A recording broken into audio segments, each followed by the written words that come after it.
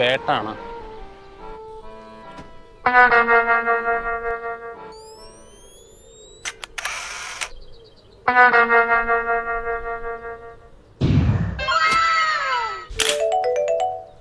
Hello മക്കളെ, നീ എവിടെ നിക്കണ്? ഞാൻ മോളെ വിളിക്കാൻ പോവാ മാമി. മോളെ, എന്നാ അത്രയും പെട്ടെന്ന് നീ വീട്ടിലോട്ട് തിരിച്ചു വാ. എന്തു പറ്റി മാമി?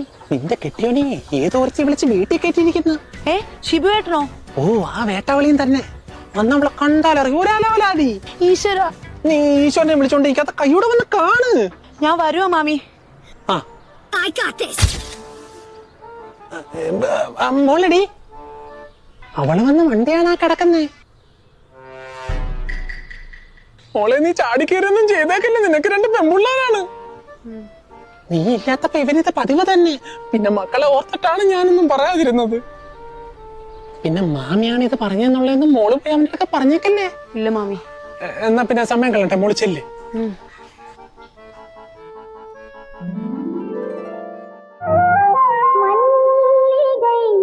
എടി എടിയല്ല എടാ. എന്താ എന്തു പറ്റി? ഇത് നമ്മുടെ മോളെ ഡാൻസ് പഠിപ്പിക്കാൻ വന്ന പുതിയ മാഷ, സുശ്രുത മാഷ്.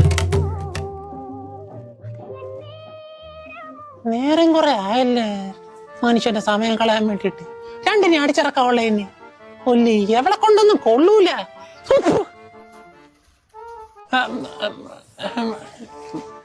മാമി, എന്താ മോനെ, മോൻ വിളിച്ചാ?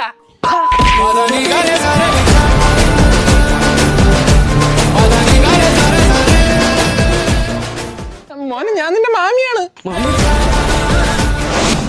ഞാനേ കണ്ടുള്ളൂ, ഞാൻ മാത്രമേ കണ്ടിട്ടുള്ളൂ.